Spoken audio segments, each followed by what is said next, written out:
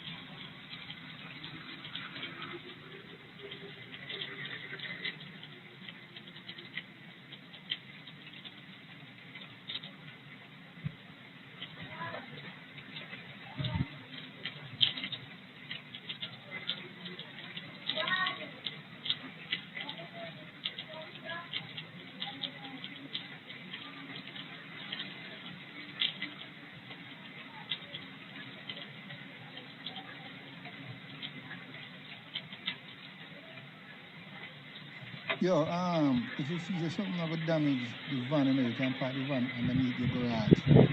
And then bring the car come park underneath my garage. If you feel something, no else than this is damage like that. You know, just park the van under the garage and then you can try to come finish this garage up there. Come here, one car park down there, so we still have a room for another one. So it all depends what you say now. Depends on you.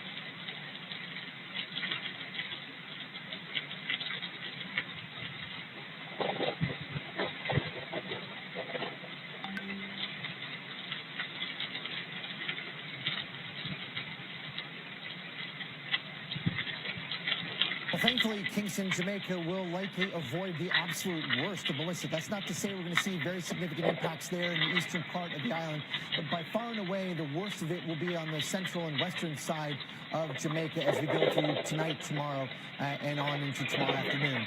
But of course, everybody's going to see a ton of rain. That is a catastrophic threat that is going to be accompanying the approach and movement of Melissa through the island of Jamaica.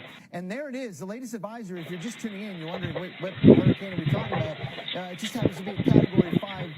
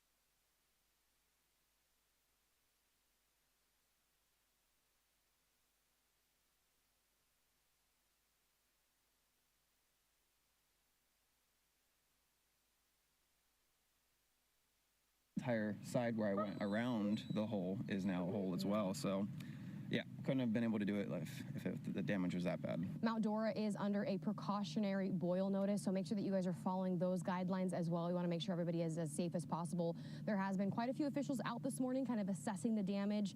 My photographer even helped one of them kind of zoom in on the license plate of that car to get some more information. But yeah, this is very shocking. There's not much more I can say other than that. For now, we'll send things back to you. Melissa, already a devastating storm for the Caribbean, and we're not even truly at the beginning of this journey. The impacts are going to extend, of course. We're talking about major impacts not only for Jamaica, but also for Cuba, Turks and Caicos, Bahamas, and then eventually Bermuda. So let's take a look at the middle to end of the forecast in regards to Melissa. And this could be another potential hit for Bermuda. Bermuda already impacted multiple times this hurricane season. We just had Imelda not too long ago. So there's a look at the yellow consensus line, taking Melissa just to the south of Bermuda. At that point, of course, it will be a weaker hurricane. We're looking at most likely a Category 1, if not a weak Category 2. As we look at the timing for Bermuda, I'll pause the clock by Thursday night. It's Monday.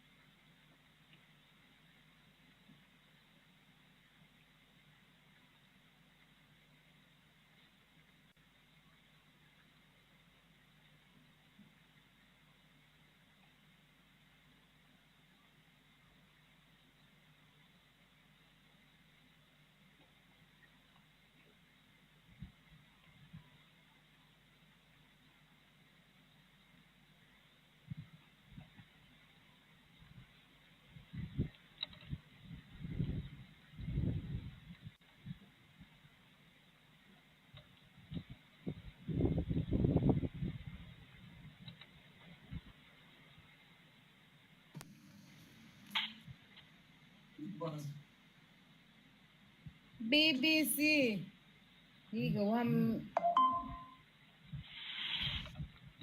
Thank you. Oh, there's somewhere else. I'm not talk. I'm sorry, I'm gonna-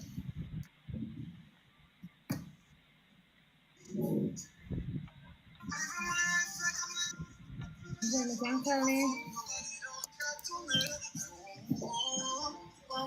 Okay. Last club, me go. That's I'm gonna like.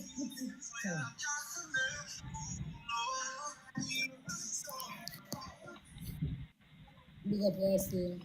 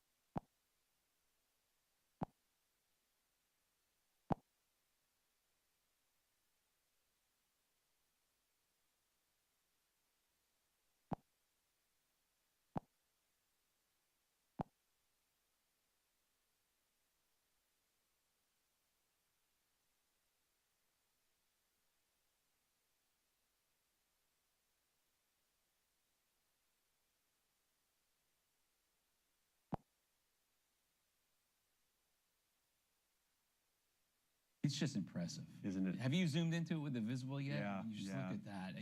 You're right. You said it before. I mean, that is a classic stadium effect right there. You can see all the way down to the surface of the water right there. You could also see how the sun, as it rises, gets a little higher in the sky. The shadow is changing right along that eye wall. And then even at the surface, these little vortices, you get that sometimes with the most intense eye walls, where you got little spins, meso vortices within the big vortice. So the only thing I think that we need to hope for is an eye wall replacement. You get where you get another eye wall forming around the main one, and when that happens, it does lose a little bit of strength. It does. But then, I mean, it's only temporary. Once that eye wall replacement is finished, it gains strength right back at it. Yeah, it can increase. And I mean, if it does go through that eye wall replacement cycle, the hurricane force wind field will expand. We were looking at the numbers, 30 miles from the center. That's how far that wind field is. So that, in theory, would be expanding. It just doesn't seem like there's a ton of good news for Jamaica. No, and let's get to the Jamaica forecast right now, because they're going to feel the brunt of it first. Now, it's going to be overnight tonight through tomorrow as it makes its landfall. The impacts are already going on right now. It's starting to roll in with rain, breezy conditions into Kingston. It's the capital. You can see the path of destruction is going to be near there and off to the west. Melissa has the potential to be Jamaica's strongest and most destructive hurricane on record, and that's since we had Hurricane Gilbert back in 1988 that killed 300 people out there. Devastating. Yeah, that was a Category 4 at landfall, I believe. It briefly... I think it was a 3 when it got into Kingston, and then it went back over, turned into 4 or 5 again as it smashed into the Yucatan. 130-mile-per-hour winds. That one came in a different direction. Gilbert did one of these things, did a little jog up towards Kingston and kept on going. This one's going to brace you from the south and from the west. Yeah, and you look at it, I mean, almost perpendicular to the shoreline as it moves in from the north, so that's going to emphasize that storm surge, which Kingston Harbor is very much...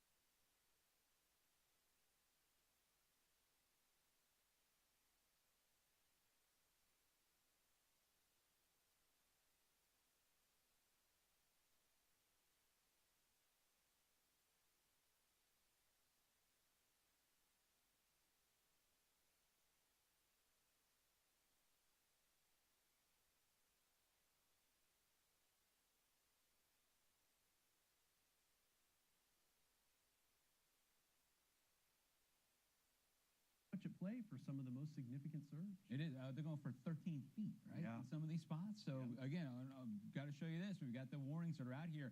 A wind force, talking about tropical storm force gusts at this point, that's coming in as we speak. Those bands that are moving in. The orange shaded, those are the hurricane wind gusts. Sustained winds, they're about 30 miles out from center. They won't reach you until probably overnight tonight, but once it's on, that's Category 5. I know, and this would be the first Category 5 in recorded history to make a landfall. And when you look at how strong of a Cat 5 could it be, the NHC is still forecasting 165-mile-per-hour hurricane at the time that landfall occurs, which is going to be less than 24 hours from now. But it's 8 o'clock tomorrow. Yeah, and you said, and it's true, maybe Kingston can be spared the most intense wind, which would be a huge benefit. But it's too close for comfort. And it's that swell that you're talking about coming in. Yeah, that push of water. Storm surge. So we've got this. Let me give you the timing on it right here. This is 1 o'clock. Rain showers kind of brushing in. The main core of the storm is going to start approaching you by about, you can see it right there. I'm going to pause it when it comes close. It's about 7 o'clock, 8 o'clock tomorrow morning. That's when the worst of the weather is going to be seen. That's the eye wall. That's the actual eye wall. Yeah, that's when everything goes downhill. That's when you'll lose power, communication, and it starts moving quick because I don't think it's going to be over Jamaica long, and that eye could move right over Montego Bay. Yeah, looking at our Fox weather model. On the other side, on the other side. So rainfall, this is another big story, and this is probably going to be underdone just a bit. You can see the bright shades of white. Going for 40 inches of rain across those mountaintops. Incredible, incredible. High totals. And, I mean, even at the surface, not the surface, but at sea level, where we have Kingston that sits, a lot of the mandatory evacuations, those have happened already. I think Port Royal was one of the cities that was evacuated from the Prime Minister. But all of that water that falls in the mountains, you know how it is? It's got to come down. And I think this is a pretty fascinating graphic. If you look at this, rain-triggered landslide risk per year, you got a 5% shot of it, but it's basically because of the elevation on that eastern side of the island. Higher slopes. Yep. Yeah, the more dramatic rise. Because the farther east you head, I mean, Haiti and the Dominican Republic, not to leave Jamaica, those are even higher. Yeah, you got the taller peaks there. So. Let's go wind-wise. We're going to pause you here later on this evening, and you can see as it moves in, this is about 8 o'clock. Look at this. I mean, it's off the charts now. You're talking about 100 mile per hour plus. Those are the winds. Again, towards Kingston, about 50 to 60. This is through tomorrow morning. And again, when you're over that eye wall, it's only about 30 miles out that you have the most intense core of the storm. But if you're in there, that's just going to be total destruction. And you have two shots at that because you have coming in, one going away. And the NHC made mention of it too. For elevations with these peak wind gusts, you're talking about like a 30% increase in That's what they said, speeds. Yeah, so you're talking in theory, some of these winds could gust over 200 miles an hour. Yeah, so 165, 30% of that, you add to that, that's 205 miles per hour. Sustained wind on the top of the hills right there. A little bit lower in elevation, not going to get quite that strong of a wind, but it's still going to be pretty bad, especially from Kingston and areas off to the west. So we've got the storm surge. That's that wall of water that gets pushed in out ahead of the winds, and you can see, you talked about it, right in the harbor, you can see 13-foot surge. Yeah. Airport's only 10 feet above sea level. I know, and the harbor itself, I was looking at the high tide cycle too. It's at about 3 p.m. So this will be during the mid tide, so it'll be on its way to high tide. So I guess it could be worse, right? But it's still not great because we'll be coming off of a low tide and heading toward high tide when it makes that landfall. Yeah, it's not the only place it's going to go. Watch the wave swell come in. This is for tomorrow morning early. It's going to hop right over, right? We got the waves as that core moves in towards Cuba. Then you start feeling it by tomorrow night. It hops over towards the Turks and Caicos. That is going to be on Wednesday and the southeastern Bahamas, too. And then it picks up speed, too. Fortunately, this thing is going to start moving a little faster, but Guantanamo could have it. With the hurricane watches now, Turks and Caicos, it's a much different ballgame in the Bahamas and Turks and Caicos than it is for Jamaica. Yeah. Low lying. So the storm surge could be terrible for Jamaica. I forgot. Sandy was the last one that really did a number on them. And then, of course, that was Gustav in 2008, and the bad one was Gilbert back in 1988. Yeah. That was with Category 3 when it made that little jog up into Jamaica, into Kingston, and then spread right across.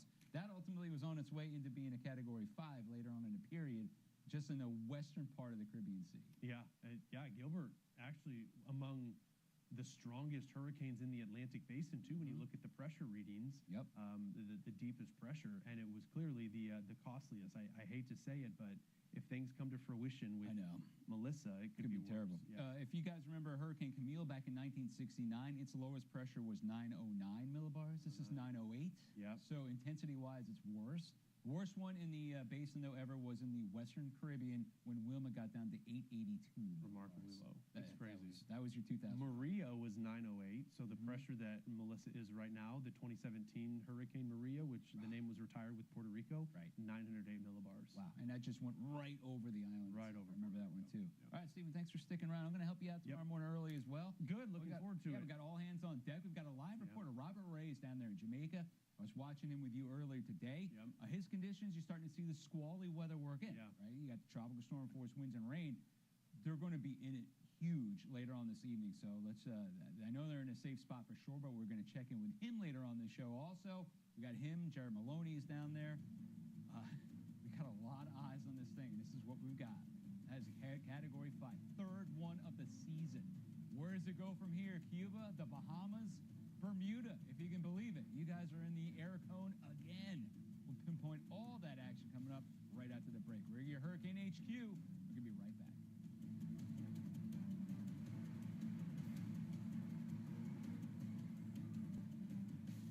Weather reporting is a contact sport. The elements are harsh. The impacts can be unpredictable and devastating. I'm Robert Ray, and traversing America, reporting in the harshest conditions and telling the stories of survivors and first responders is my passion. Fox Weather, for all seasons, for all America. Humana Medicare Advantage plans. Carry this card, and you could have the power to get benefits beyond original Medicare. These are convenient plans that offer all of the benefits of original Medicare, plus extra coverage and benefits. With a Humana Medicare Advantage plan, you could get doctor, hospital, and prescription drug coverage in one convenient plan, with $0 copays on hundreds of prescriptions. All plans include dental coverage, including $0 copays for covered preventive services, vision coverage with eye exams, and an allowance to use towards eyewear, and hearing benefits with routine hearing exams and coverage toward hearing aids. That's more than you get with original Medicare. But it gets even better because Humana offers plans with $0 or low monthly plan premiums. You may also get $0 copays for routine vaccines at in-network retail pharmacies, $0 copays for in-network primary care visits, and $0 copays for in-network preventive services. Plus, worldwide coverage for emergency and urgent care when you travel. And Medicare Advantage plans ensure your covered medical costs, including doctor and emergency care, will never go above a maximum out-of-pocket amount that you know beforehand. Imagine benefits like these in one convenient plan. Plus, you'll have access to Humana's multiple large plan networks of doctors, hospitals, and pharmacies. So if you want more from Medicare, call or scan the QR code now to see if there's a plan in your area that could give you extra coverage and benefits, including coverage for doctor, hospital, and prescription drugs, plus a cap on your out-of-pocket medical costs. And all plans include coverage for dental, vision, and hearing. A knowledgeable, licensed Humana sales agent will explain your coverage options, even help you enroll over the phone. Call today, but now is the time. The annual enrollment period ends December 7th. Humana, a more human way to healthcare. Is your shower trying to tell you something? Is getting in and out of the bathtub becoming a safety concern? Are you worried about the cost of a bathroom remodel that could go on for weeks and weeks? Well, now you can have a gorgeous new bath or shower with a one-day jacuzzi bath remodel that's safer at a price you can afford. We're waiving all installation costs and postponing all payments for up to 1 year. Oh my gosh, it is beautiful. Oh. From soft closed shower doors and adjustable shower heads to features like grab bars and custom seats that combine safety and style, it's never been easier. Get your free design consultation, schedule your one-day installation, and start loving your new bath or shower right away. Call or go online right now. We are waiving all installation costs and offering no interest and no payments for up to 1 year. Go to jacuzzibathremodel.com or call 800-384-4402. Call now. Welcome back, everybody. Hurricane Melissa is now a dangerous Category 5 storm, the third one of the season, if you can believe it. Jamaica, you're about ready to get blasted by this thing. I hate to say it. Powerful winds, destructive storm surge, rain totals up to 40 inches are a possibility in mountainous terrain. That means you're going to see all kinds of landslides, mudslides. Structures are going to be compromised. And with that wind core coming in later on tonight through tomorrow, power is going to be out for a long period of time. Fox Weather's Robert Ray is down in Kingston, Jamaica, as Melissa begins to bear down on the island. Here is his latest.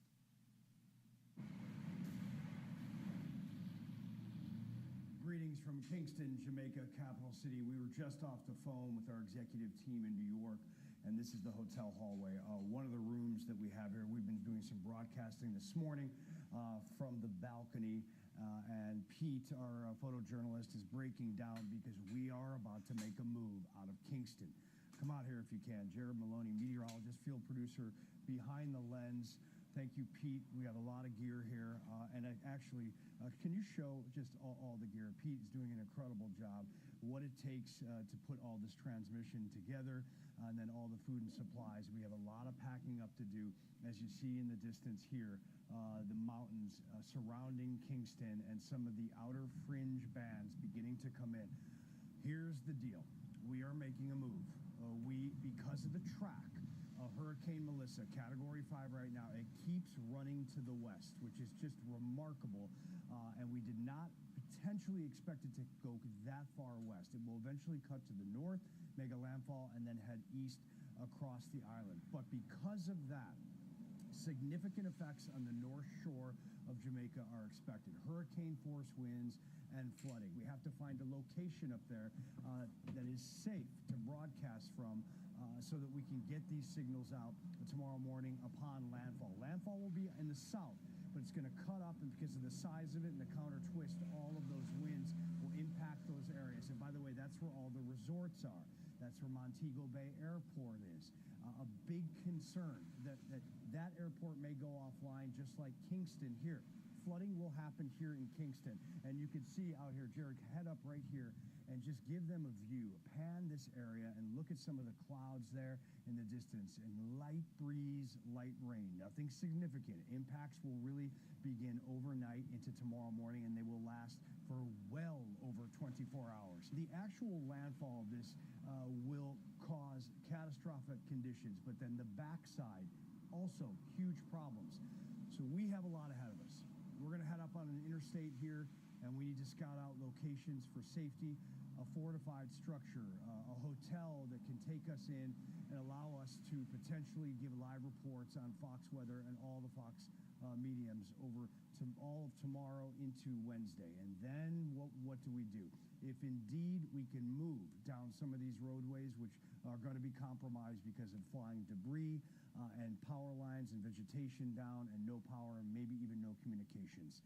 We will likely be heading back down here to Kingston. We'll try to cover here. We'll try to cover the north. And if we can make it to the southern shores eventually where the landfall is going to occur, we will. But some of those areas will be in such bad condition that I'm not sure that people will be able to get in and out of there for days. In the meantime, I'm going to head back into the room as we are packing up all of this gear right now. A lot of our food is in the vehicles already, and we've got a lot of work to do here in about the next coming hours. About a 3-hour drive up to the north. Godspeed, everyone here in Jamaica, including this team. Robert Ray, Pete, Jared, Fox Weather. All right, you guys, you got it covered. There's really nobody better than him to be in that storm because he is so great at it. Cuba is next up, though, right after Jamaica. Melissa is expected to make a second landfall in Cuba later on. We're talking about, what, less than 24 hours after it hits Jamaica tomorrow? Possibly still is a major hurricane. Hurricane warnings are already up for that region. And now you're looking at the watches extending all the way through the southeastern part of the Bahamas and the Turks and Caicos with tropical storm warnings peppered in there also. So here's the latest on it right now. 165-mile-per-hour winds is a Category 5 on the Saffir-Simpson scale. Look at all the warnings. Those are the pink shaded areas, purple right there. You can see the hurricane warnings. The entire region of Jamaica, the eastern part of Cuba, and then you've got the hurricane watches in effect, or orange shaded regions, southeastern Bahamas, the Turks and Caicos, and then off to the little farther down the south area, talking about Haiti, the entire country under a tropical storm warning. They're going to start seeing that brushing in there shortly. Here's the way it looks with the radar pictures. This is what we're looking at for the future now. This is about 7 o'clock tomorrow morning. That's when the main thrust of the winds are going to start coming in around the lower part of Jamaica. So that is the eye wall right there. It's just south of that region. This model may be a little bit slower, but either way, it's probably going to happen in the pre-dawn hours where you see landfall making it right around Jamaica, picking up, going right across the water, not losing too much strength. It will lose some strength because of the land interaction, no question. Remember, Jamaica is still pretty mountainous, but still most likely being a Category 3 storm or more once it gets across eastern parts of Cuba. And then you get land interaction there as well. It'll start to slow down, just buzz down a touch. Now it goes into the southeastern part of the Bahamas, Turks and Caicos. But all the while, look at the rain stretching out across Haiti. That's going to pile up as well, about 5 to 10 inches in some of these areas, maybe a little bit more. Where does it go for Cuba? And keep in mind, we've got our guys down there in Guantanamo. 12 to 18 inches worth of rain is a possibility. You can see when you get a little farther over to the west, these purple shaded areas, higher elevations, and now you're talking about 24 to 30 inches of rainfall as it rushes right over that region. I'll show you what it looks like when you're talking about the elevation. Yeah, you do have the mountainous regions that are out here. In fact, they are just a little bit shy of where you are in Jamaica, about 6,400 feet in elevation. You talk about Jamaica, they're about 7,000 feet or so. Dominican Republic, Haiti, the mountains right there, and Hispaniola, those are over 10,000 feet. So yeah, the mountainous terrain is here. Well, here's what it looks like for this Cuba region. This is 3 a.m. in the morning on Wednesday. That's when the core of the storm is bearing down on the southern part of that region. Look at Guantanamo, 60 to 70-mile-per-hour winds. And you can see where it goes from here. It goes right over the eastern part of Cuba and then rolls into the Atlantic, including the Bahamas. But you can see the top sustained winds we're talking about, maybe 70 to 80 around Guantanamo, 100 or more when you get a little farther over to the west from that region. So, yeah, we've got the winds that have been cranking out even for Cuba. So storm surge, what about that? That's the wall of water that gets pushed out ahead of the winds themselves. you're still calling for about 11 feet of storm surge right around the southern part of Cuba. You're talking about 13 feet, though, right around the southern part of Jamaica on that dirty side of the storm, the northeast quadrant. You see what we're looking for Guantanamo, and things are going to start going downhill essentially by Tuesday. So over Cuba, Tuesday afternoon and Wednesday morning is when it finally exits out of there. All right, so where does it go after that? Gets out of the Caribbean, and it gets into the lower part of the Atlantic. We're going to see this storm continue to chug along. And guess who, again, I hate to even bring it up, is in the crosshairs for another possible hit with a hurricane? You're talking about Bermuda. That will be on Thursday afternoon. So that's a track right there, the original track that takes it right over Jamaica, into Cuba, Turks and Caicos, Bahamas, all around that region. Here's the major storm, though. You can see when I show you the visible satellite imagery, it's the only game in town, and that is the Caribbean, and the circulation takes up just about the entire center part of the Caribbean. Look at that huge circulation with that 11-mile wide diameter eye as it rolls up to the west at about 3 miles per hour.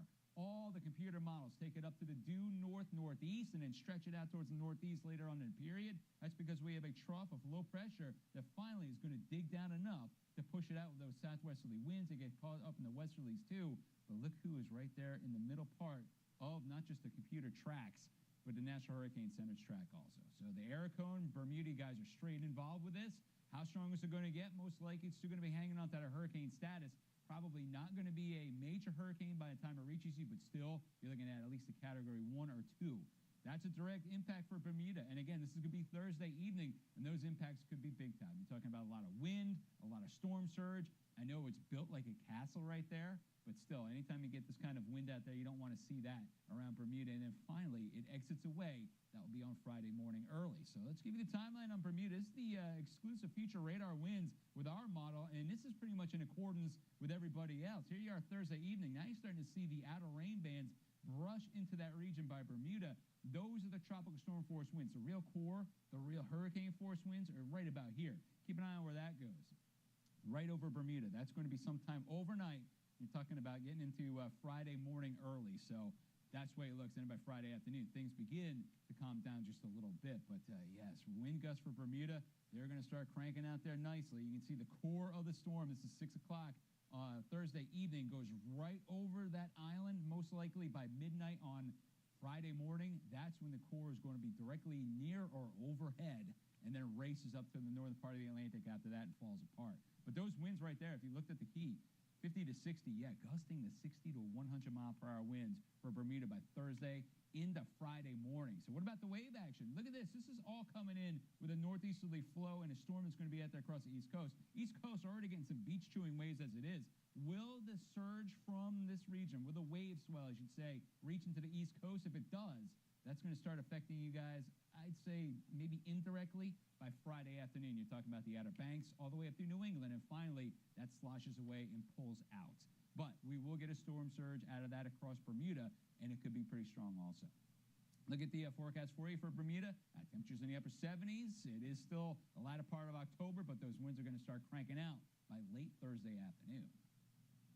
Where do we go from here? We've got more on Hurricane Melissa. You can see the track directly over Jamaica. Kingston's on the bad side. They're not technically over the center part of the Aircone, but you can still take a direct hit. You can see where the wind forecast is going. 165 right now, 160 or so, which is still a Category 5.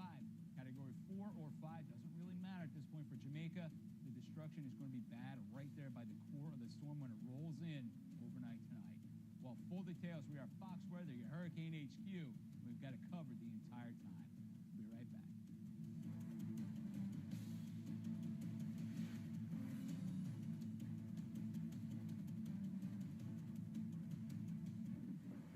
Weather is part of the American story. Under stormy skies, down snowbanks, even at Little League. From the first heat wave to the first frost, Fox Weather is there for you. When the storm breaks, just wreaking havoc here. And after it passes, there is a lot of work to get done, but there's hope to move forward. We're with you every step of the way. I'm going to go see if I can help this lady out. For all seasons, for all America, Fox Weather. Are you getting the most from your Medicare plan? It's overwhelming, actually. Really confusing. It was always a struggle for us trying to narrow it down. With Matchfinder by eHealth, it's easy to see if you could get more coverage for less money. So we invited people to give it a try. This is the first time I'll be able to see the major plans side by side. Put your doctors in, put your prescriptions in. I'd like to add a doctor. Oh, and there he is. Yeah, that's a good deal right there. I'm all about saving money. See if you could get more for less with the new Medicare plan. Go to eHealth.com and try Matchfinder. Compare your current plan to new 2026 plans from the nation's top insurance companies. Enter your doctors and prescriptions and choose from plans ranked for you by cost, coverage, and satisfaction.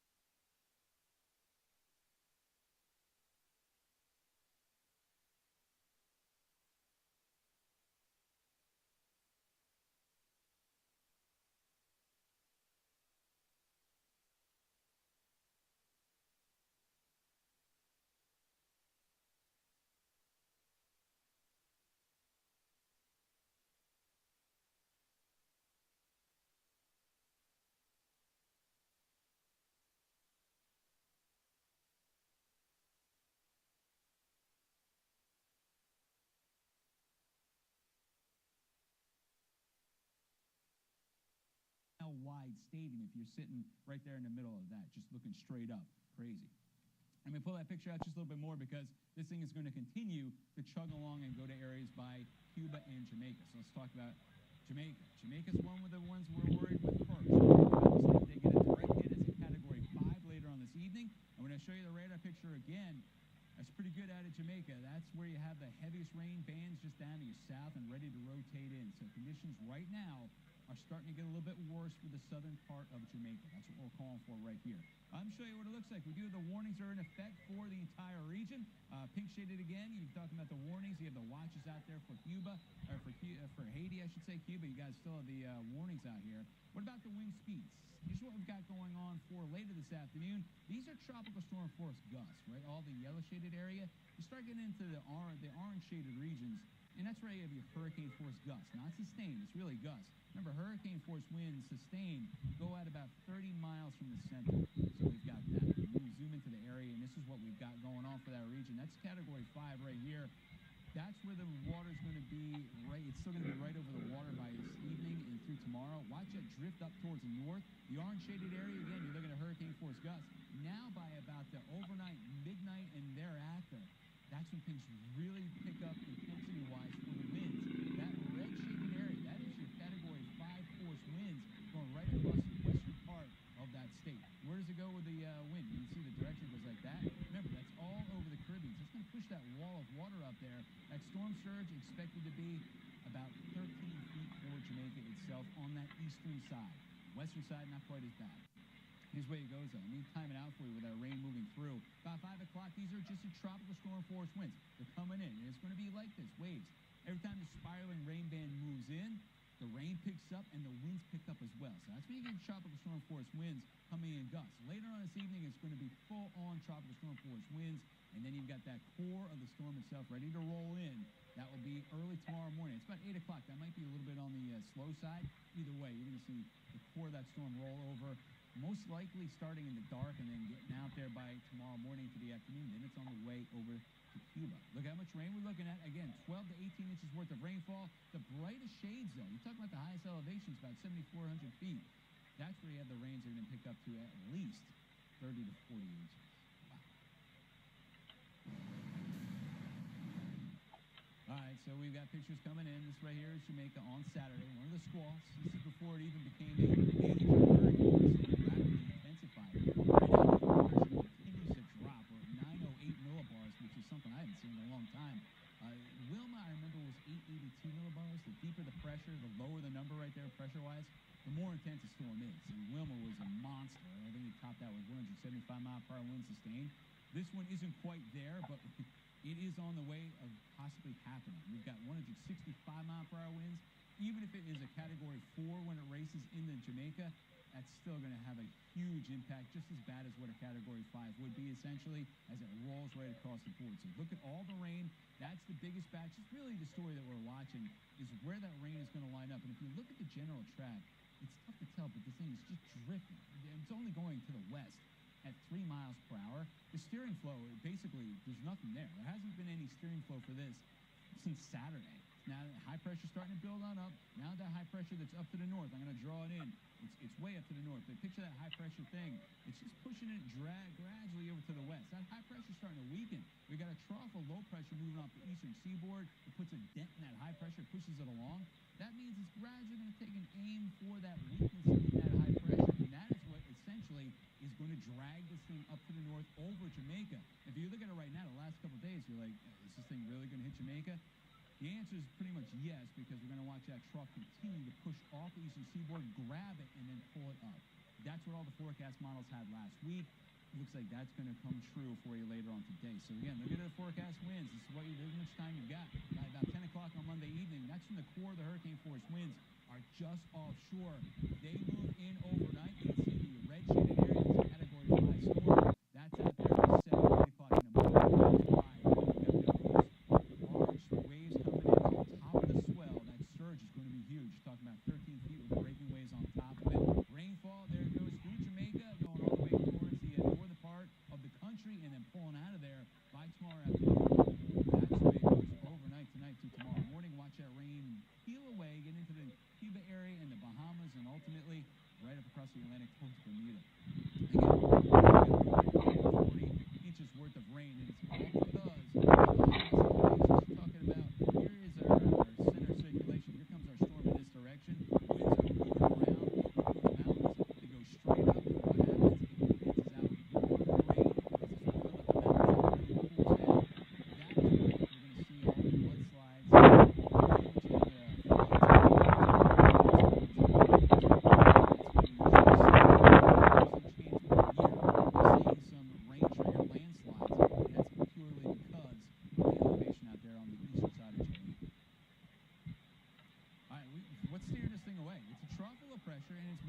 eastern seaboard, and that means we're going to get some rain. It's going to be heavy at times over the next few days, rolling out of the southeast, and another shower rolls in later on in the week. So for Halloween week, yeah, things are going to be a little iffy, especially Wednesday, Thursday, and then the first part of Friday, which is Halloween for New England. Look at the pictures coming in from Ocean City. That was back on October 12th. Remember that nor'easter that came screaming through? Well, I think this one's going to be inland a little bit farther, but still, we are going to get the trough low pressure digging. So this is what we're calling for Tuesday through Friday. We've got an area of low pressure moving in and connecting up with another one. Watch the radar picture right now. It's been pretty prolific for the entire weekend long around South Florida. I know it. But here's our upper level trough getting into the northern part of Georgia with some heavy rain right there. There's a weak frontal boundary rolling through. We actually had a tornado warning for Bay County, Florida. That's a panhandle by PCB. That was early this morning. It has expired. But that rain is out there, and we saw plenty of it down to the south. We still have the flood watches in effect all around Orlando. That's for the rain that's still to come later on today, plus the stuff you had over the weekend. Look at some of these totals just in one day alone. It's almost 20 inches of rain that fell across the Orlando area. You're talking about the suburbs of Orlando. So here's our low pressure center. Watch this thing spinning around. That's our upper level low. Gradually, that's going to slide over towards the east, get caught up in a circulation here. Our next one is this one, and that's going to turn into that low pressure center as it moves over the east coast Wednesday, Thursday, and Friday. That will be our next storm. It's going to push Melissa out, but it's going to drag that rain in. More details on Melissa coming up after the break. We're going to get a new update pretty soon, and we'll share everything as soon as we get it. For Fox Weather, Hurricane HQ. We'll be right back.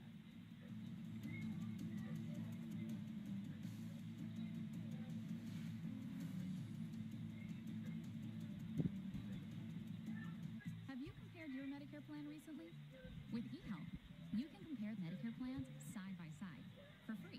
So we invited people to give eHealth a try and discover how easy it can be to find your Medicare match. This is pretty amazing. I can go on a vacation with this money. I had quite a few prescriptions. That's why people call us. We're going to compare plans, and I'm going to try to get you as much bang for your buck as possible. That's great. This one here covers all your prescriptions, your doctors as well. Oh, wonderful. I have a hard time with this. That's okay. That's what I'm here for. Based on our conversation today, I would highly recommend this plan. You're so helpful. You don't know. I'm excited for you, sir. My name is Jam. If you have any other questions, give me a ring. Thanks very much. Normally, that was super easy. Yes, peace. So this is live view from James Hill Clarendon. Alright, so getting some live video from a surveillance camera. Yeah, as it is now, we're getting rain. Not too hard, but it is falling steadily. As for the breeze, now and then we get some breeze.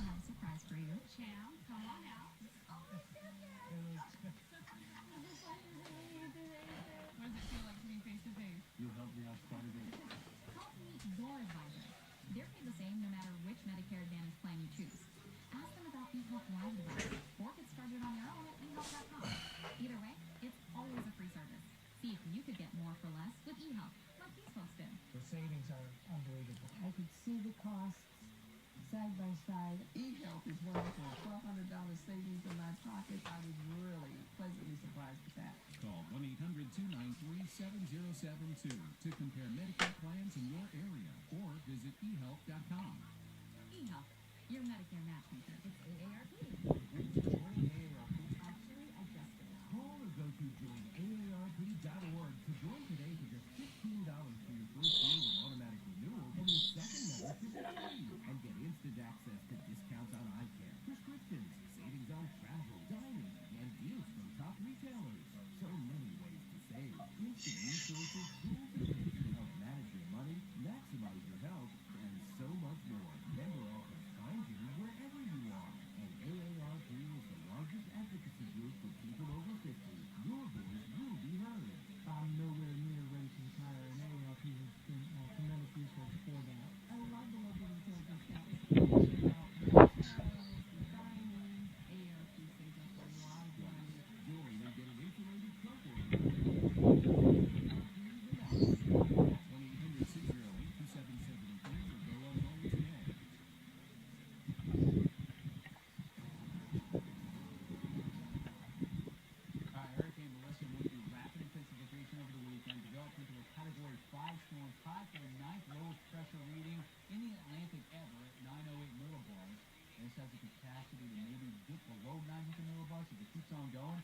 This, according to CSU's Phil Proxbach, is the latest in a year we have seen a storm with this low of pressure, meaning the most intense.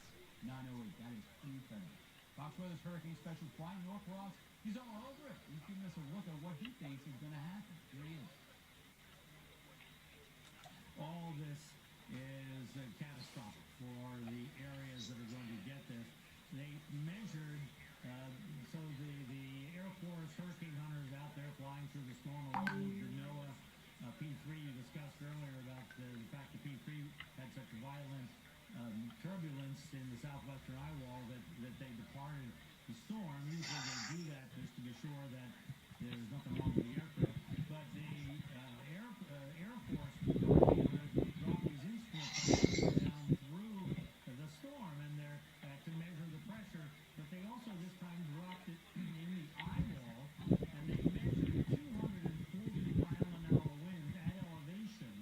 But this just informs you on what the mountainous areas in Jamaica could experience. Now, won't be quite that because it would be inland to some degree, but incredible winds up above the ocean, I mean, matching the spectacular Category 5 wind on down at the sea surface.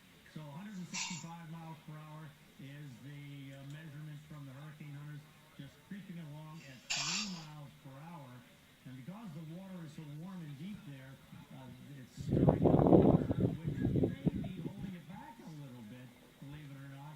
But there is very warm water underneath. So the analysis by the scientists that look at this is, yes, they may get some cooling from the slow movement, but not a lot. 908 millibar pressure, just incredible. All right, there's the close-up on it, and you can make out that it's leaning a little bit left. Actually, the Google model has shown that before it would do that and then turn back on up into the southwest coast of Jamaica, and then a corridor all across that island.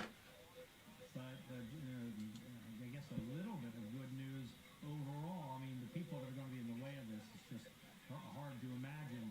But Kingston will be not in the worst of it, looks like. But the heavy rain is already moving into the island and kind of blocked there because there are mountains right in there that the radar doesn't go over. So the moisture actually goes farther. Here you can see, obviously, the eye. And if you look at that really closely, you kind of make out the green area trying to move around the eye. That might be an indication that there is an outer wall trying to form, which would be the storm expanding and maybe weakening a little and then contracting back again. There's still plenty of time before landfall for that to happen. That just moves the most dangerous part of the storm farther away from the center, farther in the direction of the capital and the population concentration course. So there is how big the storm is analyzed to be by the National Hurricane Center. These are 40-plus mile-per-hour winds now encompassing all of Jamaica, especially at elevation. Now, some areas are blocked, obviously, but a lot of mountains there, a lot of wind now just moving in. But this is where the heart of it is, and the core of the storm is down in there, whereas for the hurricane force, sustained winds are, and then less than that for the spectacular Category 5 winds. All right, let's go forward in time. So here we are this morning, and by this evening, you see it doesn't move a whole lot, but it's moving in the direction of Jamaica by this time. There are the hurricane force winds, and then the super strong winds are in a smaller area inside that. So 165 is forecast for this evening. Going to tomorrow morning, just about landfall time, 8 a.m. Eastern time. That would be 7 a.m. local time there. Forecasting 160, but this is very plus or minus depending on those inner workings inside the hurricane. But there you can see where the hurricane force winds are. Remember, the winds are blowing onshore here. Kingston metropolitan area right on the edge of that. So winds, as of right now, don't seem to be the issue in Kingston. Plowing moisture into these mountains that all has to run downhill, some of it through the capital, through gullies in the capital, and drain out at the same time that the wind is pushing the Caribbean seawater up into the harbor, holding back the drainage. So this is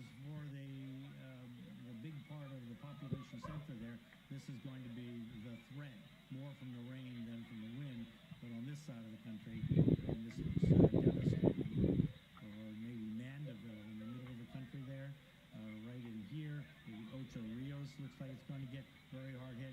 Montego Bay will be on the backside of the wind, but that's pushing water into Montego Bay. So we'll see how these various harbors fare on either side of the storm based on what we know now. And then moving north, it's obviously going to weaken over the mountain some, but still a strong hurricane. Very high confidence in the track. Everybody agrees, Google, European, and Hurricane Center all on the same page. There's the width of the Google swath. So you can see that just a very low odds chance of the storm getting over super close to Jamaica. This is a very high confidence forecast right now. But we do have the storm surge up to 13 feet. Likely that 13 feet would be over closer to the track, be in here and in these bays. You see all these bays, the whole southern coast is kind of scalloped in Jamaica. So the bay catches the water and then the water gets funneled up onto the coast in those bays. So out here, the winds won't be so strong. How will the airport do that's in Kingston Harbor? It's hard to tell because it's a close call now with the storm forecast to come ashore way out here. But hopefully they'll get through that. But the water problem of drainage through the city is a whole different problem. Rainfall, of course, spectacular. The most extreme will be, remember the track is through here, most extreme will be on the right side of the track, but then it comes around this way. So you have pockets of rain. Look, we're up in the feet range here. Also in the very high mountains here outside of Kingston. Exactly how all this drains, I don't know, but you have all these mountains up in here. Everything that catches has to come down somewhere down into the Caribbean Sea.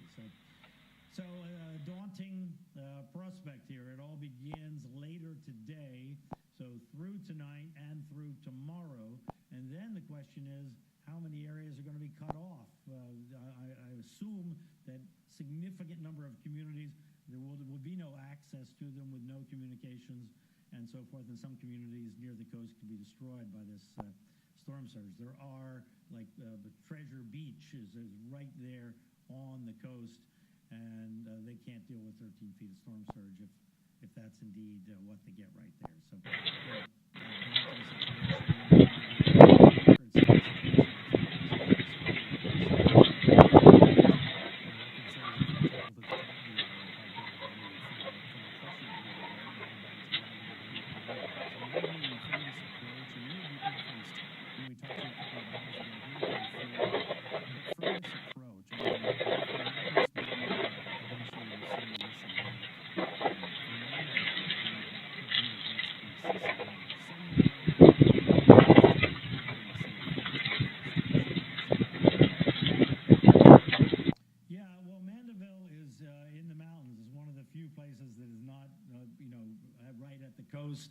there, but in the mountains. So, it's daunting. Remember, the 165 is at the ocean surface, and then when you get up on the land, then you start weakening it a little bit, but the winds aloft continue.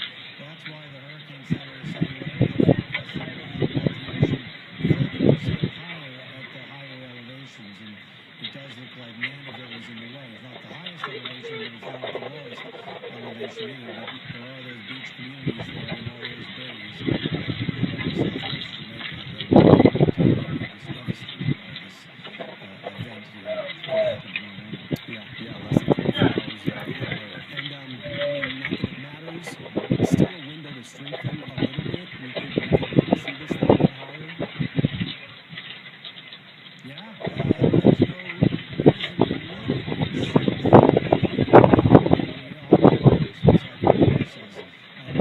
Whether there's time for that to be completed. Remember that it forms a bigger eye wall, the inner eye wall dies out, and then that outer eye wall shrinks and you get a bigger, stronger storm.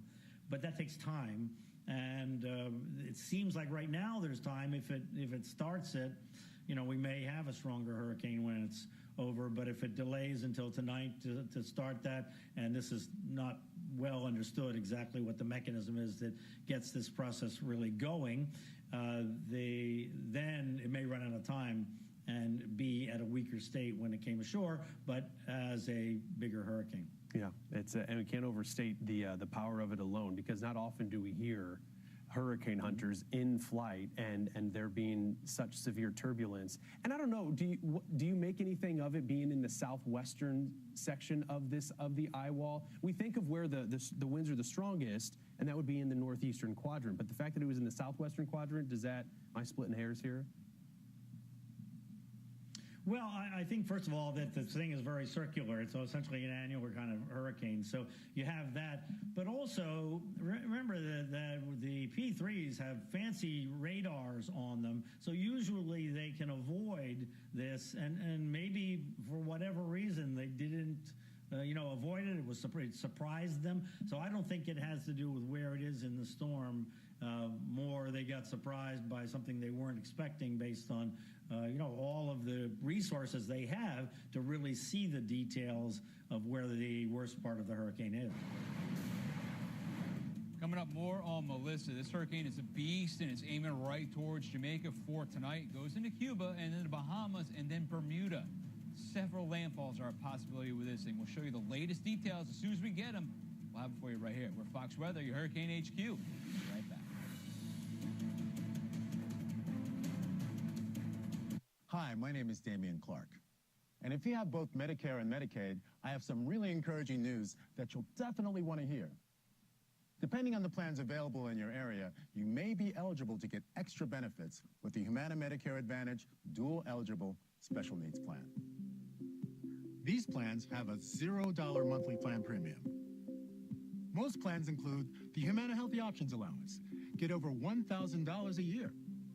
That's $85 a month to help pay for covered over-the-counter items like vitamins, pain relievers, first aid supplies, and more. The Healthy Options Allowance is loaded onto a prepaid card each month, and whatever you don't spend carries over from each month.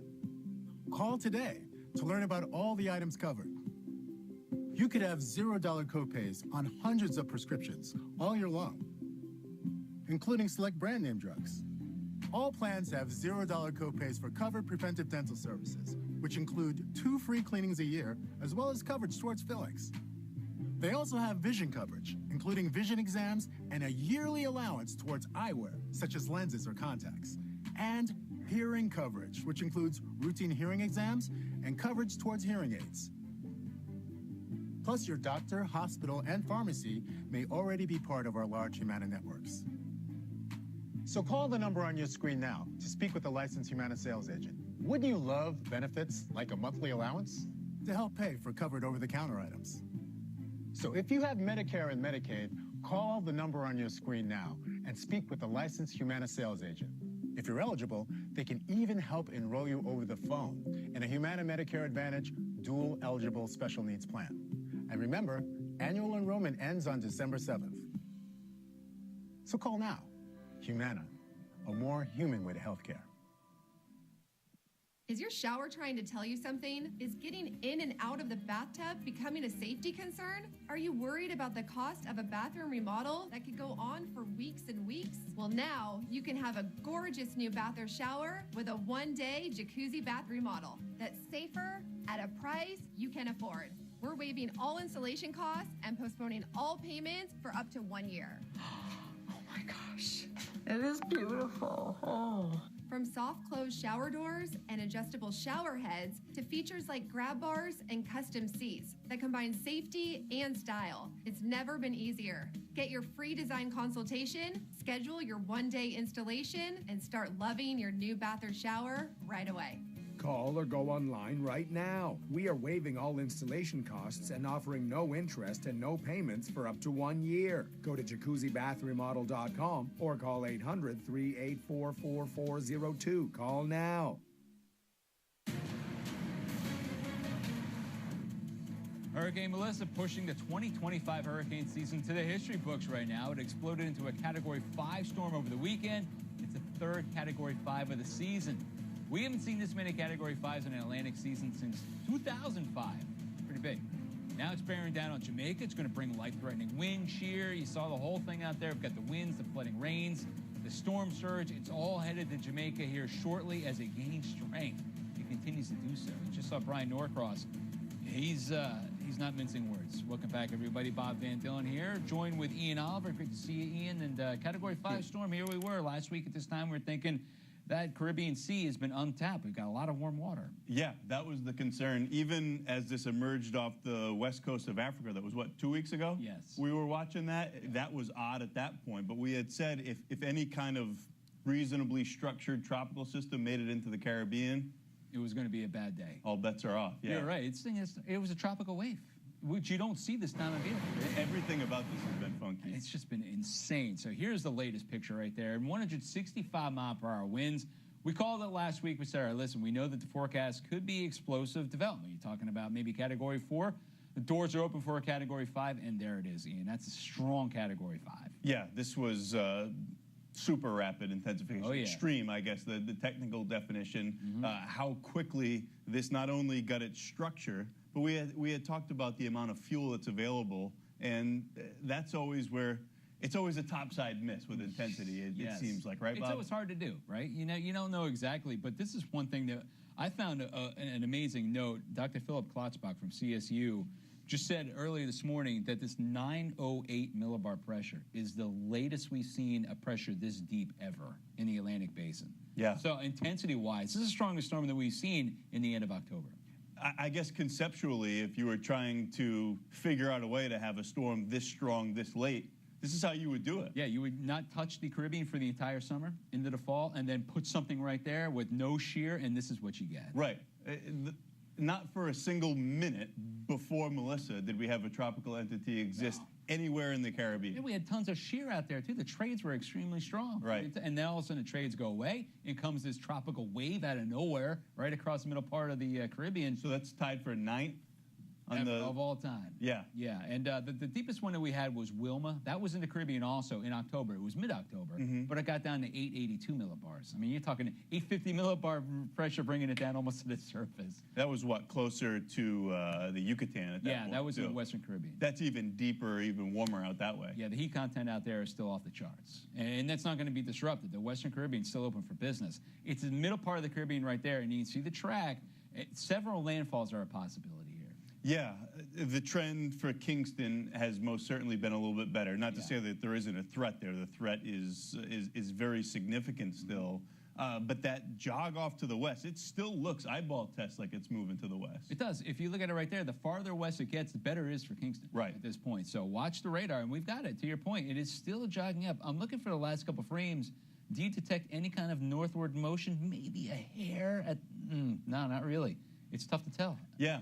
Yeah, and you said it's literally every mile farther west that goes is better for Kingston, because we were talking about the size of the storm, the wind field, at least the hurricane force winds, they're incredibly intense, but they only extend out 30 miles from that center. Right. So 5-10 miles farther off to the west is a huge deal for Kingston. It's gigantic. If you're not in the core of the storm system, it is not going to be as devastating as if you were 1 mile into it. Yeah. And it's that tight of a pressure gradient. It's that tight of a wind field air mass. And if you think about it, when you're talking about the National Hurricane Center, it goes 30 miles out from center. Well, the diameter of the storm itself is about 10, 11 miles. So there's a 25-mile band of wind that's the core. Right. Category ramping all the way up to a 5. You can eyeball it on the visible. I mean, that intense inner core, that donut, that's 2 different storms, depending on whether you're in that or out of it. Yeah, I'm looking at this now. I'm going to put the last frame on here right here. Okay, so we'll just do the math for you. That right there is about 10, 11 miles wide in diameter, okay? Going up the gut right there, and it's a stadium feature. That right there, you're talking going about, what do we say, 10 miles up in the atmosphere? Probably. It's like if you're sitting in a football field, it's a stadium that is 10 miles wide, 10 miles high. Pretty amazing. It's stunning. Yeah, perfect circle, perfect circle. I had saw it wasn't, it was starting to come apart, but when I flew into Dorian, it was still a 3, and there was a bit of a stadium effect. It wasn't pure, like I'm sure what that would be right there, but it was enough to get that context, the scope of the size of these storms. You could see it, huh? What was the bounce like getting into the eye wall right there? Horrible. Was it bad? Yeah. Would you ever do it again? I would. Yeah. I'd like to do it one time. We were punching the eye wall for 3 hours. Oh, wow. They were testing the new SFMR that the NHC uses. That's you were in Tampa at the time? Yeah. Yeah, that must have been fun. All right, so that's what it looks like there. That's the overview. Let's just get a deeper dive into what Jamaica is going to feel, because this is going to be the first person that gets it first. It's going to be Jamaica, and they're going to get just hammered as the afternoon goes on. It's going to be unimaginable if you're right there in that Category 5 eye wall, and that's going to be overnight tonight through tomorrow. Then it makes its way through the area. I was watching you guys too. Another factor related to same idea we were talking about with Kingston. A lot of the highest elevation peaks are over on that side. Yeah, it's on the eastern island side of the too. island. Yeah, so I mean, it's still what 2,000–3,000 feet over on the western half of Jamaica, but that's not as disruptive as Blue Mountain and peaks up 6,000–7,000. Right. Yeah. So you've got the terrain down there is pretty amazing. If you ever fly down that region, it's like these mountains all of a sudden pop up right out of the water out of nowhere. It's beautiful. It's stunning, but that's problematic when you're talking about all the wind that you can get and the rain across the highest elevations. And I know you read it today. National Hurricane Center in their discussion said that if you're in those highest mountaintops, you can tack on 30% more wind speed than at the surface. Right. That's incredible. It's a little bit of a, I guess, kind of like the porridge scenario in the sense that you're saying, hey, typically you want to get to higher ground, but not too high, because that's where these winds are going to be incredibly intense. Yeah, higher ground to escape the storm surge, but you don't want to get too high where you're going to be across the a different category, if you will, for wind speed. So we've got the warnings. Those are all the areas that are shaded in pink. Give you a little bit of a timing on this. When do the waves and the wind action actually come in? Let's start with the winds right now. In the yellow shaded areas, that's tropical storm force gusts, right? It's not sustained at that point.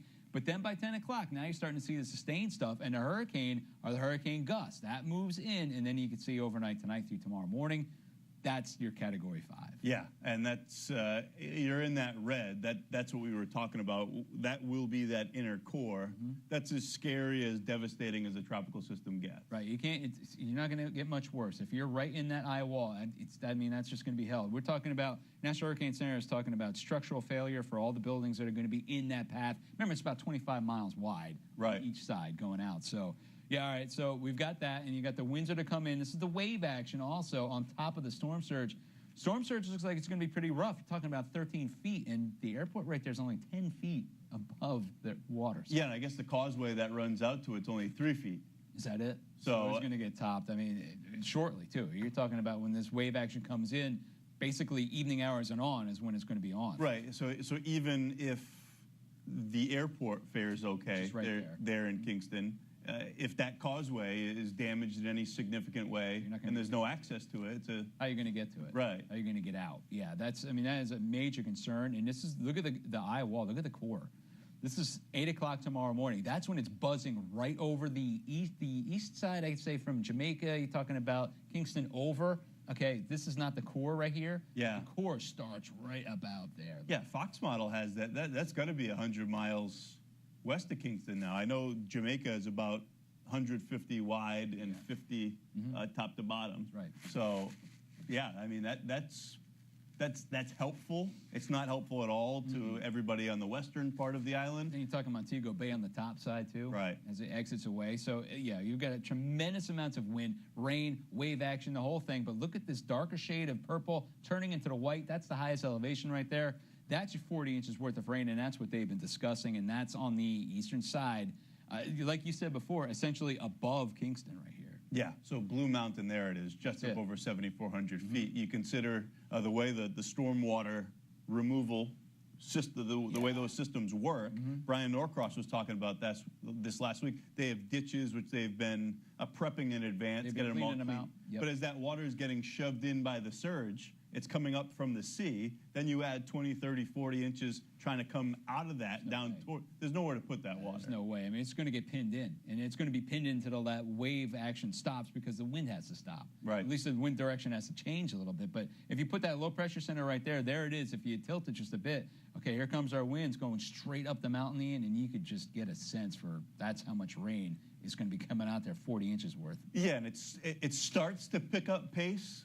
But it doesn't have a whole lot as it's moving over the island, which means from effectively later on today, tonight, tomorrow, this is going to be an extended duration, not just of the wind, But the rain, I mean, that's going to be a continuous hazard. Especially if it pivots over this, which is what it looks like it's going to do. Right. Here's the forecast for you. Right when it's offshore, you're talking 100 mile per hour plus. I mean, it's off the chart right there. Yep. Still 50 to 60 sustained around Kingston, which makes sense because they're not going to be in the core itself at this point. Doesn't look like it. It pulls out, but some of the strongest winds we're going to find, I mean, these, I wish we could go up there, but some of these could gust over 200. Yeah. That holds together like it's the supposed to. peaks. Yeah, the peaks, no question. Mm-hmm. Which is incredible to even say. 200 mile per hour peak gust up there. Yeah, it's pretty incredible. That's for Jamaica, so that's why I got the storm surge warnings that are in effect. 13-foot storm surge is right here. And to Ian's point, this is what we're watching right there. This is right there is the airport, 10 feet above sea level. I guess it's that causeway you're talking about. That's the skinny causeway, yeah. It just runs right out to that little peninsula. Yeah. And not only that, even if, again, it's something that I think what Britta and Steven were talking about with Brian Norcross. Right. These ports. I mean, you can't fly all these relief supplies. You want to put them on a ship, and you want to get them in. If these ports take a beating, that could slow things down in the wake of this too. This is all a huge concern. We haven't seen anything like this in Gilbert. Hit them back in 1988. Right. That was Category 3 when it came plowing through. 300 people lost their lives in that one. That was back in 1988. That was Category 3. Came from a different direction. Gilbert came out this direction, went right up. They got through the Kingston Harbor, so it was more of a direct impact for the capital. But this, when you're talking Category 5, especially the western side of Jamaica. Yeah, it makes you wonder. I mean, because that did come right over the top, so the wind was a massive concern there. Yep. But for a surge, I mean, you can even see it on the map. That wasn't a favored track at all for surge there. No. All right, so we got a Category 5 bearing down on Jamaica. Where does it go from here? Into Cuba, then the Bahamas, Turks and Caicos. And guess who has a kick-me sign on the entire summer long so far? Bermuda. Bermuda's right there in the middle of the air cone. We'll show you that forecast, too, coming up. Ian, we got our hands full for the next couple days. Yeah, they'll be watching it. I mean, they've been through it. They know the drill after this last several weeks. They're a castle up there in Bermuda, so not too concerned with them at this point. It's more like Jamaica, Cuba, and the Bahamas, Turks and Caicos, 82. Don't want to leave you out. We've got the full details. Any updates, we'll throw them at you right away. We are Fox Weather, your Hurricane HQ. We're going to be right back.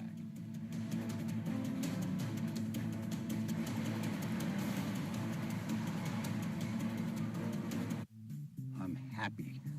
I'm happy to have gold. I have gold as a hedge against inflation.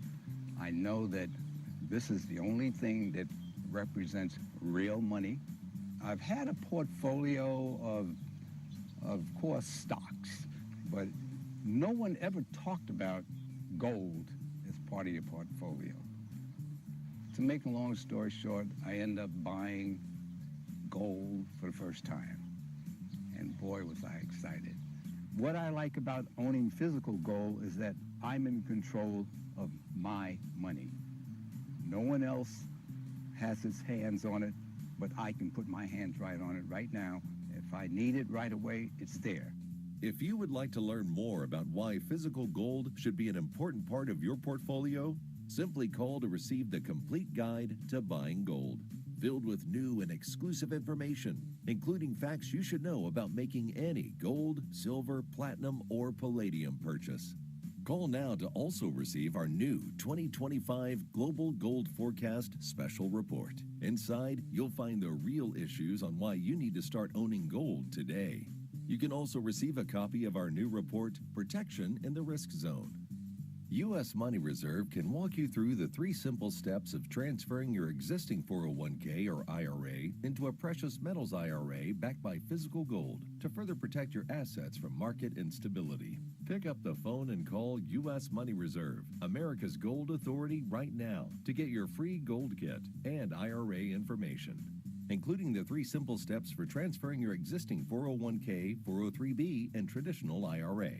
With more than 2 decades in business, over $3 billion in transactions, and more than 1 million clients worldwide, U.S. Money Reserve is one of the most dependable gold distributors in America. Attention Medicare beneficiaries. If you have or are eligible for Medicaid, please listen closely. You may be eligible for a Medicare Advantage plan from WellCare with a $0 or low monthly plan premium. Call now. We can answer your questions and help you enroll over the phone. WellCare provides access to essential benefits that go beyond original Medicare, such as dental, vision, and hearing, and prescription drug coverage, free over-the-counter health care items, free fitness benefits, WellCare's telehealth services, including online doctor visits, Dario, a digital mental health and social support resource, plus extra benefits including the WellCare Spendables debit card, which you can use for over-the-counter health items, dental, vision, and hearing costs. WellCare's contracted with Medicare to provide plans that may be right for you. Call 844-918-0027.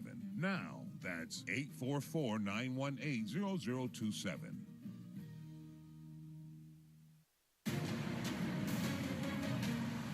Welcome back, everybody. We've been following this beast of a storm. This right here is a live look from Kingston, Jamaica right now. You can see the whitecaps out there on the water. I mean, the winds have been off and on tropical storm force strength, but not sustained yet. Later on this evening and the overnight tonight is when the eastern part of that country starts seeing it, and the western part really gets slammed as the core of the storm basically moves in overnight tonight through tomorrow. So this is a beast of a storm, and it's got us in the record books right now. Here to break it all down with me is Dr. Jill Trepanier, the professor at LSU. I appreciate it, doctor. I love when you come on and talk to us about these storms. And we were talking last week. We thought maybe the Caribbean would be a nice cauldron for development, and it looks like we got the rapid intensification we thought was going to happen. Yeah, absolutely. I think it intensified exactly as we feared it would, and it really made use of that incredible ocean heat and the depth of that heat. And we saw it intensify in a way that is pretty unanticipated. And we were talking about it before. If you were going to get a Category 5 this deep in the season, this is pretty much the perfect recipe to do it, right? The Caribbean, why was it so receptive? Absolutely. If you look at maps of the things that we consider important in the creation of a storm, like wind shear or available moisture, it was extremely low wind shear right to the south of the islands there. We had incredible warm ocean water, and then pair that with a lot of atmospheric moisture throughout the column above the storm, and it was everything to make the perfect event. And by perfect, I mean that meteorological perfection, not the perfect that any human wants to see on the ground. Yeah, I mean, absolutely. One thing is one thing when it's out there across the middle of the water, but we know the track, doctor, is going to take it towards Jamaica. Realistically, what is the best case scenario for Jamaica at this point? At this point, the best case scenario is to stay indoors, hunker down as best you can. Don't go outside and wait for this to move as quickly as possible over the next 12, 24 hours. I'm hopeful that that turn to the north will really increase the speed forward and hopefully take it away from the island as quickly as possible. But at this stage, this is a monster, and it might decrease just slightly, but there's not a lot of difference between a Cat 5 and a Cat 4 when a storm's making landfall like this. What would make it decrease? I mean, it doesn't look like there's a lot of shear. We got a trough moving in, yeah, but what would make this maybe lose some strength right before landfall? Right before landfall, we could see an eye wall replacement cycle. As storms like this intensify to what we think of as really their theoretical maximum, there is a limit to how intense they can get, and the eye wall begins to break down.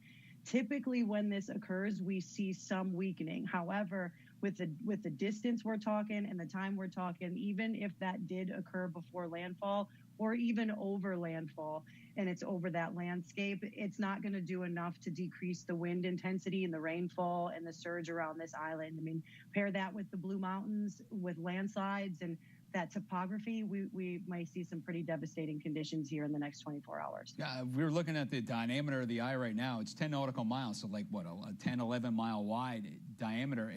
Have you seen any evidence at all of an eye wall replacement starting to happen right now? No, not right now. What I have seen is in the latest National Hurricane Center discussion, there is some uncertainty in the intensity forecasts over the next 24 hours, and the biggest indication is that. That would be the only thing that could cause those models to begin to disagree on what we think the intensity is going to do. But looking at that satellite image, it is a bullseye pinhole. There is very little stopping it from bringing some catastrophic characteristics to Jamaica's south coast and really the island as a whole. All right, so that happens overnight tonight. Then we'll pick it up tomorrow morning, tomorrow afternoon. Where does it go from here? I mean, I think then we're seeing a straight shot into that northeastern space, as we shoot across the North Atlantic. I think it will move quickly, and you'll see it stretch out as a lot of those storms tend to do as they move into the middle latitudes.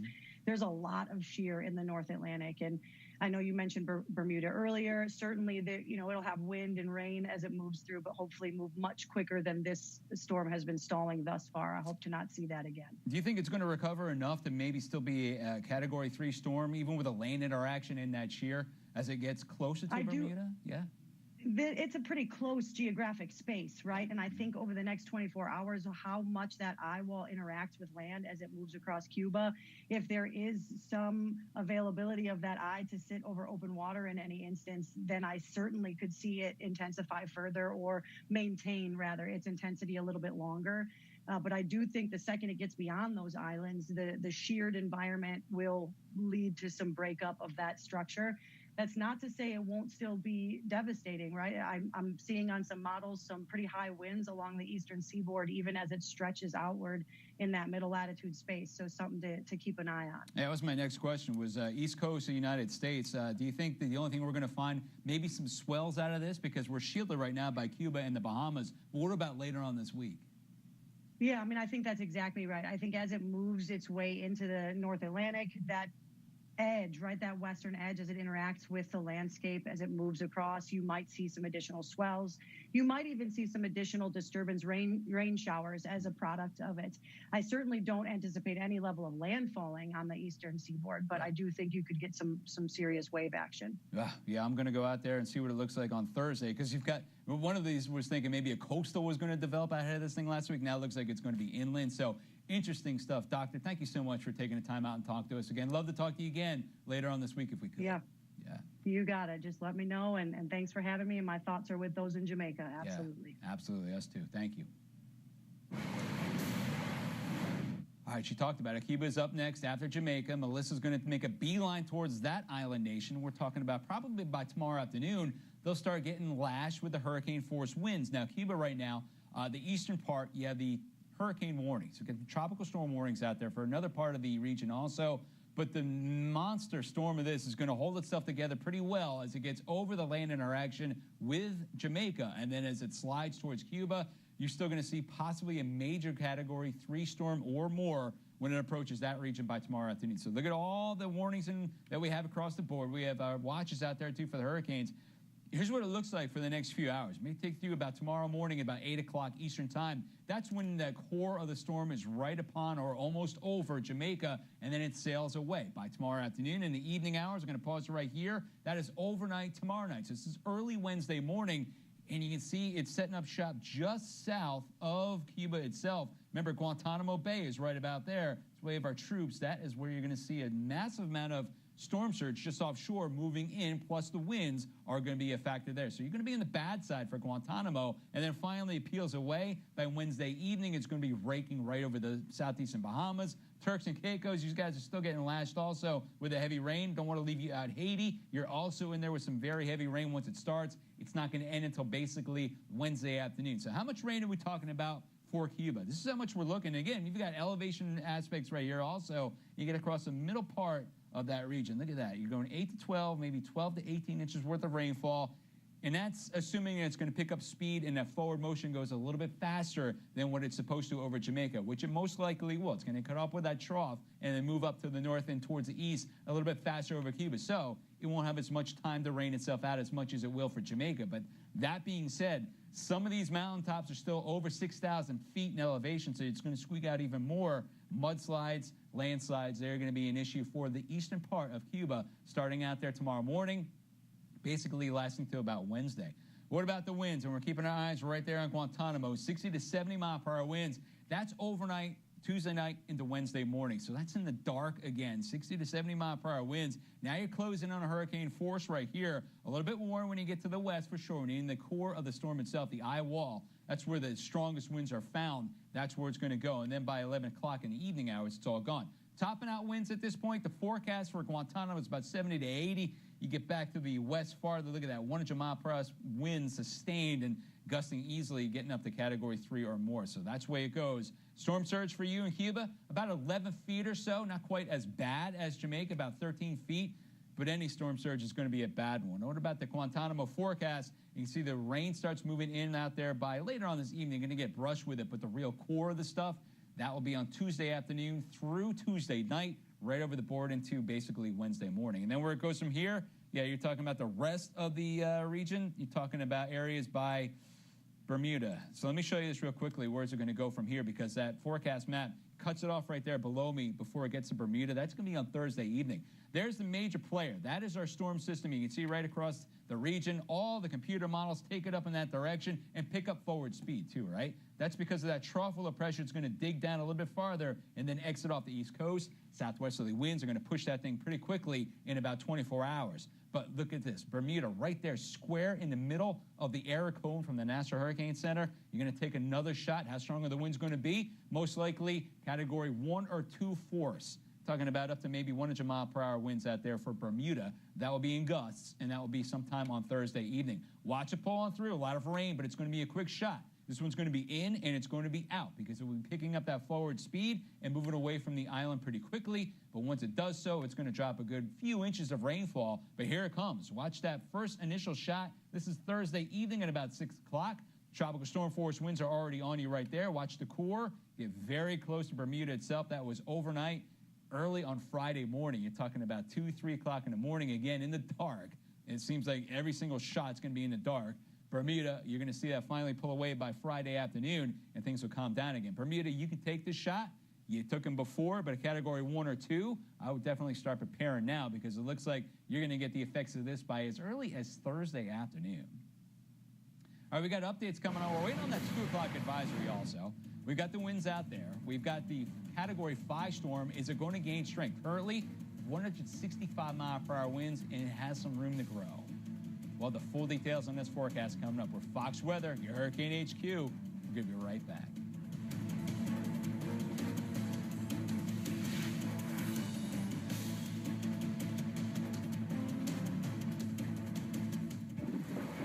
Weather is part of the American story.